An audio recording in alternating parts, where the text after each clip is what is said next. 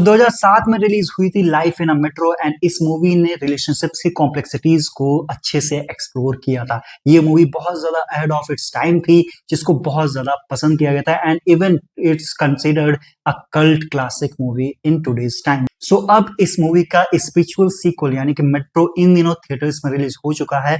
अब इस मूवी में 2025 के हिसाब से जो रिलेशनशिप्स में चेंजेस आए हैं, जो कॉम्प्लेक्सिटीज और ज्यादा बढ़ी हैं, उनको एक्सप्लोर करने की कोशिश की गई है। लाइक इट्स प्रीक्वल, इस मूवी में भी एक काफी बड़ी ऑनसोमो स्टार कास्ट है, जिसमें हर किसी कपल की एक अलग कहानी चल रही है, एक अलग रिलेशन चल रहा है एंड अनुराग बासु उसको बहुत ब्यूटीफुली एक दूसरे के साथ इंटरलिंक करते हैं। I mean there is no one other than Anurag Basu, जो कि इतनी अच्छी तरीके से 4-5 कहानियों को एक दूसरे के साथ वीव करते हैं, एक दूसरे के साथ बुनते हैं और आपको बिल्कुल भी फील नहीं होता कि आप 4-5 कहानियां देख रहे थे। कोई और डायरेक्टर होता तो वो एक कहानी खत्म करता, दूसरी कहानी शुरू करता है, एक कहानी खत्म करता, दूसरी कहानी शुरू करता, ऐसे एक एंथोलॉजी बना देता है। बट अनुराग बासु का जीनियस माइंड जो है वो राइटिंग में रिफ्लेक्ट होता है, जब वो एक कैरेक्टर किसी और कहानी का इंपॉर्टेंट पार्ट बन जाता है।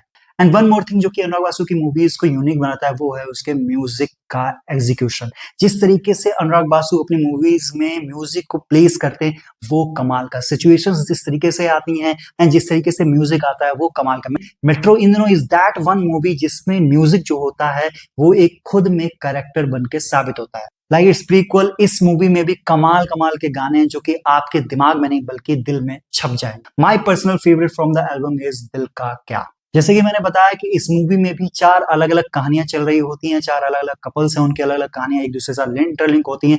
मुझे जो सबसे ज्यादा पसंद आया वो है फातिमा सना शेख और अली फजल की स्टोरी। जिस तरीके से एक आर्टिस्ट है वो कुछ ट्राई करना चाह रहा है बट नहीं हो रहा है, सपने हैं उसके, मिडिल क्लास मैन है, उससे आप बहुत ज्यादा रिलेट करते हो। ऑल्दो मैं स्पॉयलर्स नहीं दूंगा, ये सारी चीजें आप ट्रेलर से गेस कर सकते हो इजिली। इसके बाद जो पंकज त्रिपाठी और कोंकणा का जो स्टोरी है वो इनफिडेलिटी के ऊपर है, उसको भी काफी अच्छे तरीके से प्रेजेंट किया गया। उसमें काफी ज्यादा फन भी है, ह्यूमर भी है, तो आपको देख के वो मजा आता है। The third story is between सारा अली खान एंड आदित्य रॉय कपूर। आदित्य रॉय कपूर हमेशा की तरह अपने एलिमेंट्स में, लूडो में जिस तरीके से उनका रोल था उसका एक्सटेंशन वर्जन आप कह सकते हो। The fourth story is in between Anupam Kher and Neena Gupta और इनकी स्टोरी भी काफी ज्यादा प्यारी है और काफी ज्यादा आपको हिट कर सकती है। बट ऐसा नहीं है कि इस मूवी में सिर्फ और सिर्फ ये 4 कहानियां ही चलती हैं। इस मूवी में और बहुत सारे सब प्लॉट्स हैं जो कि कहीं ना कहीं इस मूवी को और ज्यादा इंटरेस्टिंग तो बनाते हैं, बट कहीं ना कहीं आपका टाइम ज्यादा ले लेते हैं, यानी कि स्क्रीन पे थोड़ा सा खिंच जाता है। I mean this is the movie जिसमें 15 साल की टीनेजर जो कि अभी भी प्यूबर्टी हिट कर रही है, उसको नहीं पता कि वो लड़के पसंद है उसको या लड़कियां पसंद है, वहां से लेके 60 साल का जो बुजुर्ग है जो कि अपने प्रेमिका जो उसकी होती है उससे शादी नहीं कर पाता है एंड फाइनली उसकी एक लाइफ हो जाती है, पूरी गुजर जाती है। एंड अब वो जब मिलते हैं, जब रियूनियन होता है, तो क्या होता है, पूरे सबके रिलेशंस को दर्शाया गया जो कि एक लाइफ टाइम है। मतलब हर एक एज ग्रुप के एक रिलेशंस को इस मूवी में अच्छे से एक्सप्लोर किया गया है। परफॉर्मेंसेस की अगर बात करें, देन अनुपम खेर की परफॉर्मेंस मुझे सबसे बेस्ट लगी। ऑल्दो उनका स्क्रीन टाइम कम है बाकियों के मुकाबले, बट उनकी जो परफॉर्मेंस है वो आपका हार्ट टच कर लेती है। एंड स्पेशली जो लास्ट में एक सीन आता है जिसमें वो ब्रेक डाउन उनका होता है, वहां पे आपकी आंखों से भी आंसू आ जाएंगे, क्योंकि जिस तरीके से वो डायलॉग डिलीवर करते हैं, जिस तरीके से उस सिचुएशन पे डायलॉग आता है, वो आपको काफी ज्यादा हिट करता है। ऑल्दो उनके कैरेक्टर को लेकर थोड़ी सी आपके अंदर हेट हो सकती है, यार ऐसा क्यों कर रहे हो, कोई और तरीका देख लो, बट जिस तरीके से वो उसको डिलीवर करते हैं, परफॉर्म करते हैं, वो आपको हिट करता है। इनके अलावा काफी लोग कह रहे हैं कि अली फजल एंड फातिमा सना शेख की परफॉर्मेंस उतनी अच्छी नहीं है, बट मुझे तो भैया काफी अच्छी लगी, स्पेशली अली फजल की। अली फजल भले ही उतने स्मार्ट या उतने गुड लुकिंग नहीं लगे इस मूवी में, बस जिस तरीके से उन्होंने प्रेजेंट किया अपने कैरेक्टर को, वो कमाल है। आदित्य रॉय कपूर के बारे में मैं ज्यादा कुछ नहीं कहूंगा, he is very very comfortable in his shoes. जिस तरीके से वो एक गोफी कैरेक्टर हमेशा से प्ले करते हुए आए हैं, वैसे ही उनके लिए इस बार भी था, कुछ अलग चेंज नहीं था। So there is nothing more to say about him, he is definitely a good actor and इस बार भी उन्होंने निराश नहीं किया है। एक इंटरेस्टिंग चीज ये है कि कोंकणा एक अकेले ऐसे एक्टर हैं जो कि लाइफ इन मेट्रो का भी पार्ट थी and she is also in Metro In Dino, मतलब दोनों पार्ट में वो हैं। दूसरा एनेक्डोट ये है कि उनका जो रिलेशन होता है उस मूवी में वो इरफान के साथ होता है एंड यहाँ पे उनका पंकज त्रिपाठी के साथ है। पंकज त्रिपाठी का नाम होता है मोंटी इस मूवी में एंड सेम मोंटी ही नाम होता है इरफान खान का उस मूवी में। मतलब कहीं ना कहीं इनका जो रिलेशन है, इनका जो मोंटी नाम का किरदार है पंकज त्रिपाठी का, वो कहीं ना कहीं ट्रिब्यूट है इरफान खान के लिए। अब बात करेंगे सारा अली खान की। दिन सारा अली खान ने बाकी मूवीज के मुकाबले इसमें अच्छी परफॉर्मेंस दी है, सी इज बियरेबल, बट उनका जो लुक है वो मुझे कुछ खास पसंद नहीं आया। Now talking about it's music, I feel कि म्यूजिक अनुराग बासु की मूवी का हमेशा से यूएसपी रहता है। चाहे उनकी कोई भी मूवी आप उठा लो, हमेशा से उनकी मूवी में जो म्यूजिक होता है वो अलग लेवल का होता है।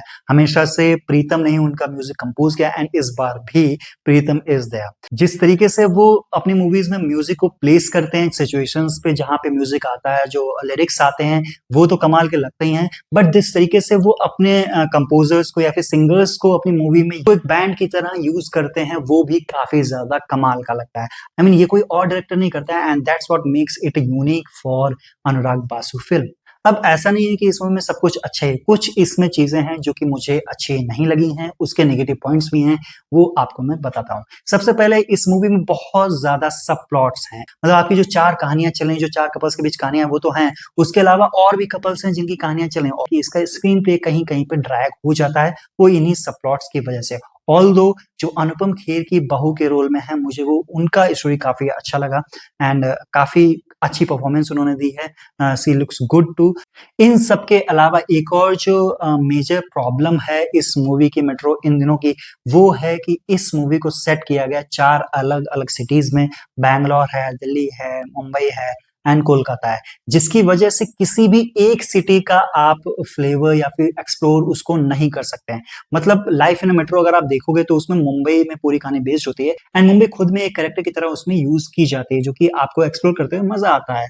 बट यहाँ पे आप किसी भी शहर के बारे में ज्यादा कुछ नहीं जान पाते हो या फिर ज्यादा एक्सप्लोर नहीं कर पाते हो। अब अगला जो पॉइंट है वो कुछ लोगों के लिए नेगेटिव हो सकता है और कुछ लोगों के लिए पॉजिटिव। वैसे मेरे लिए तो पॉजिटिव है, बट मैं इसको नेगेटिव में अभी आपको बताना चाहूंगा। मेट्रो इन दिनों को एक म्यूजिकल फिल्म की तरह बनाया गया है। जैसे कि आपने अगर जगह जासूस देखी है तो उसमें रणबीर कपूर का कैरेक्टर मोस्टली गाना गाते हुए ही बात करता है, वैसे ही यहाँ पे भी सारे कैरेक्टर्स जो हैं वो फोर्थ वॉल ब्रेक करते हैं एंड गाना गाते हुए आपसे बात करते हैं, अपनी दुख परेशानियां बताते हैं। तो कहीं ना कहीं वो जो जग्गा जासूस का फ्लेवर है वो इस मूवी में ज्यादा है बजाय कि लाइफ इन अ मेट्रो का। Now there is another point जो कि इसका नेगेटिव पॉइंट है, वो ये है कि इसमें बहुत सारे कैरेक्टर्स हैं, बहुत सारे स्टोरीज हैं जो कि एक दूसरे से उलझी हुई हैं, बट अंत आते आते उनको बहुत हड़बड़ी के साथ, बहुत जल्दबाजी के साथ सॉल्व कर दिया जाता है। मतलब जो क्लाइमैक्स है मुझे उससे सेटिस्फैक्शन नहीं मिला है। सो आई फील कि उसको बहुत जल्दबाजी में कर दिया गया। अगर उसको थोड़ा और टाइम दिया जाता, आई मीन ऑलरेडी 2 घंटा 40 मिनट की मूवी थी, बट बीच के एक दो सबप्लॉट्स को हटा के कुछ गानों को हटा के अगर वहां पे ज्यादा फोकस किया जाता, ज्यादा राइटिंग की जाती तो ज्यादा अच्छा एक्सपीरियंस होता हमारा। So overall I say that metro In Dino is a must watch in theatres, क्योंकि आप जब इस मूवी को थिएटर में देखने जाओगे ना तब इसका जो म्यूजिक है, जो इसका स्केल है या फिर जो इसका ड्रामा है, जो इमोशन है, उसको आप अच्छे से फील कर पाओगे। देयर आर मैनी मोमेंट्स जहां पे आपको अंदर से रोना तक आ सकता है। देयर आर मैनी मोमेंट्स जहां पे आपको बहुत अच्छे से हंसी आ सकती है। So this movie is full of emotions जिसमें आप एक रोलर कोस्टर राइड पे जाओगे एंड आप अलग लेवल का एक्सपीरियंस लेके आओगे। अब बहुत सारे लोगों के बीच ये सवाल है, the Metro In Dino is better than Life in a Metro, then I will say that Life in a Metro was ahead of its time, but Metro In Dino is of this time of 2025 2026। so this is the problem कि कहीं ना कहीं वो movie बहुत ज्यादा लोगों को hit की थी, इम्पैक्ट की थी, बट ये मूवी शायद उतनी हिट ना करे। So that's it. I hope कि आपके सारे थॉट्स क्लियर हो गए होंगे। आई होप कि आपने थिएटर जाना ही चुना होगा एंड जल्द से जल्द आप थिएटर जाओगे अगर नहीं गए हो तो। एंड अगर गए हो, ऑलरेडी देख ली इस मूवी को, देन प्लीज कमेंट करके बताओ कि आप कहाँ पे मेरे से एग्री करते हो, कहाँ पे डिसएग्री करते हो। उसके ऊपर हम कमेंट बॉक्स में डिस्कशन करेंगे। हम मिलते हैं एक नए वीडियो में, तब तक के लिए सलाह फिल्मी रहो मैन।